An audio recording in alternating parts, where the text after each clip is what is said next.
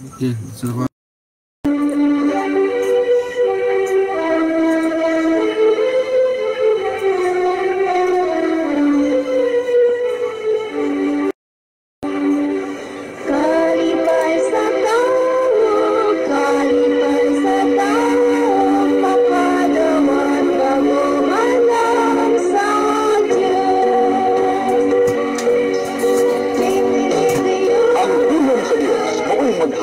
kinabuhi.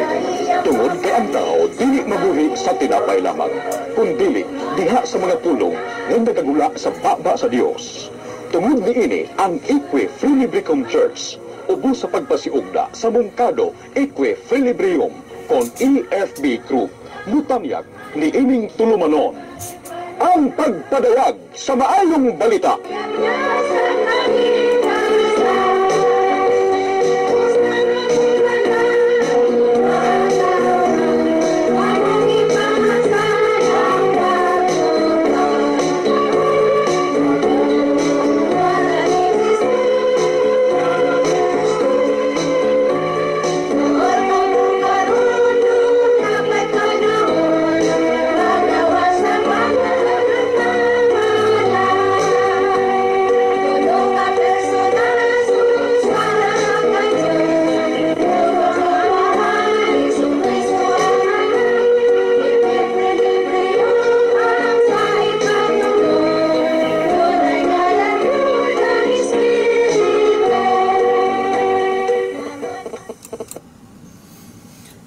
Mga kaigsunan, pasensya mga igsoon kay ato pang i-troubleshoot ang ato ang equipment.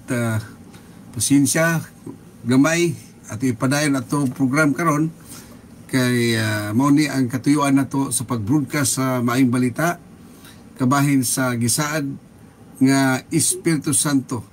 Mga kaigsunan, nining kahaponon o kagabion atong ipaambit ang mga pulong sa Dios nga gipadayag sa atong Ginoong Kristo matud pa niya sa Juan kapitulo 14 bersikulo 15 hangtod sa 16 nag-ingon si Jesus mingon, kung mahigugma kamo kanako magabantay kamo sa akong sugo ug ako magaampo sa amahan ug siya maghatag kanyo og lain nga maglilipay aron siya magpuyo uban kaninyo sa walay katapusan nga maong espiritu sa kamatuoran nga ang kalibutan dili makadawat kay dili niya makita siya bisan mailaapan kamo makaila kaniya kay mo pabilin siya uban kaninyo ug anak kaninyo ug dawatan ninyo ang Espiritu Santo. So kini mo sa atong Ginoong Kristo nga kung ingon pa niya kung kisa nahigog kanya magabantay sa mga sugo ug siya magaampo sa amahan. Imagine isuot, magaampo siya sa amahan ug ang aman maghahatag kanyo lain nga maglipay nga mong Espiritu Santo sa kamatuoran. So kining Espiritu sa kamatuoran mga igsoon, pinadala kini sa amahan. Busa atong subsihon unsa ang mensahe sa atong Ginoong Kristo. Atong subayon ang iyang mensahe kay kinahanglan mga igsoon sundon nato ang tunog sa atong Ginoong Kristo. Kay gisaan mang Espiritu Santo ug gikan sa amahan. Ingon pa ni Ginoong Hesus, magaampo ako sa amahan ug ang amahan maghatag kanyo lain nga maglilipay nga maong Espiritu Santo ug kining laing maglipay atong susihon igsoon ug kinsa man kini karon siya ang nagbarog dining ikatulo ka persona sa Dios. Gani ang Juan 20 bersikulo 22 nag-ingon si Jesus Christ, inig ani sa Espiritu Santo dawatan ninyo. Ipadawat igsoon ang Espiritu Santo. Ang uban mingon nga ang Espiritu Santo kuno walay persona apan higala igsoon. Sa gipadamulong ni Ginoong Hesukristo matud pa sa Juan 14:26 niingon siya. Apan ang maglilipay ang Espiritu Santo nga pagasuguon sa akong amahan, suguon sa nga akong ngalan siya magatudlo kaninyo sa tanang mga butang ug magapahinumdom kaninyo sa tanan nga akong ipamulong kaninyo. Siya muhatag sa pagpamatuod kanako.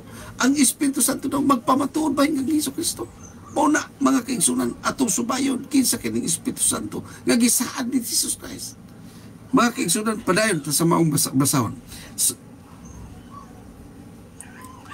Sa Kapitulo 15:26, nagpadayag siya ang Espiritu Santo. Gipadayag ang Espiritu Santo ug nagpamatuod si Jesus Christ nga muani siya ug sa dihang muani siya dunay buhaton ang Espiritu Santo, dunay buhaton igsuon. Mao na atong subayon ang katsulatan nag-ingon ang Mateo diri sa kuan mga kaigsunan tali diri sa sulat diri sa Biblia nagpamatuod dinhi og unsa ang rule buluhaton sa Espiritu Santo. Kay ang Espiritu Santo magahimo siya sumala sa mando sa kabubuton sa amahan. Busa igsoon igala ang Mateo 28:18-19 binagyon. Sige no Hesus ni pa niya ang gahom sa langit ug sa yuta gihatag kanako. Busa panlakaw kamo himuan yung tanang tinun-an ang tanang kanasuran nga magabautismo kanya sa ngalan sa amahan, sa anak ug sa Espiritu Santo. Kini ang tugon sa atong Ginoo sa Kristo nga ipasangyaw sa ang maay balita may tungod sa amahan, sa anak ug sa Espiritu Santo.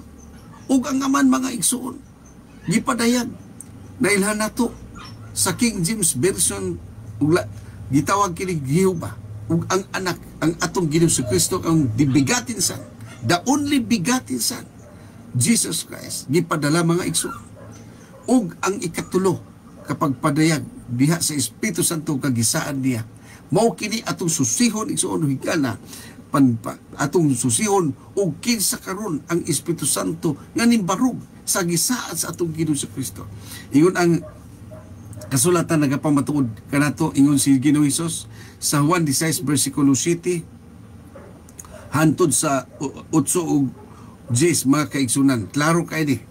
Nagingon si Hesus, bisan pa ako nagsulti kaninyo sa kamatuoran, mapuslanon alang kaninyo nga mugikan ako sa diri pa sa kalibutan kauban si mga apostoles. Mapuslanon nga mugikan ako umupahawa kay kun dili ako mugikan umupahawa ang maglilipay nga mong Espiritu Santo dili mo ni kaninyo. Apan kun ako mugikan matud pa di Hesus mupahawa kaninyo pagasuguon ko siya kaninyo. Ang Espiritu Santo suguon niya sa utso na iyon siya. Og siya ang Espiritu Santo kung siya mo anina ang Espiritu Santo mo anina sa pagabadlungon niya ang kalibutan mahitungod sa sala ug sa katarungan ug sa paghukom matungod sa pagkabatarong kay ako moadto sa akong amahan ug kamo dili na makakita kanako pagsa. Kini mo'y tugon sa atong Ginoo Kristo. Busa mga kaigala igsuon gala mga igsuon mga Kristohanon atong susihon ang mensahe sa atong Ginoo Kristo. Nga naay sa gibilin sa mga apostoles ug kining mensahe nga gibilin sa atong Ginoo Kristo sa wala pa sa likayab sa katasan kini atong subayon ug kinsa ang iyang gipahinungdan ining iyang giingon nga ipadala nga Espiritu Santo. Ug kining Espiritu Santo inigani mga badlungon niya ang kalibutan may tungod sa sala ug sa katarungan. Mga higala kaigsunan, hinaut nga atong nasabtan sa sunod panahon atong isumpay ang atong mensahe mga kaigsunan kabahin sa Espiritu Santo aron masabtan nato og kisikinsa ang Espiritu Santo nga gisaad sa atong Ginoo Kristo. Busa mga kaigsunan, higala igsuon atong mga kaigsunan nga nagapamati karon dinhi sa nasod sa Pilipinas ug gawas sa nasod. Kung kamo nagapamati ni mao ministry, hinaut pa maigsuon ipadayon nato sa sunod mga panahon ang atong ministry. Busa atong putod kini tungod kay igsuon ug higala padayon man ang atong ministry matag Miyerkules sa hapon ato ni i-continue karong sunod semana ug hinaot atong masabtan ug atong manalize kinsa di ay ang gisaad nga Espiritu Santo nga gipadala sa amahan sumala sa gimensahe sa atong Ginoo Kristo.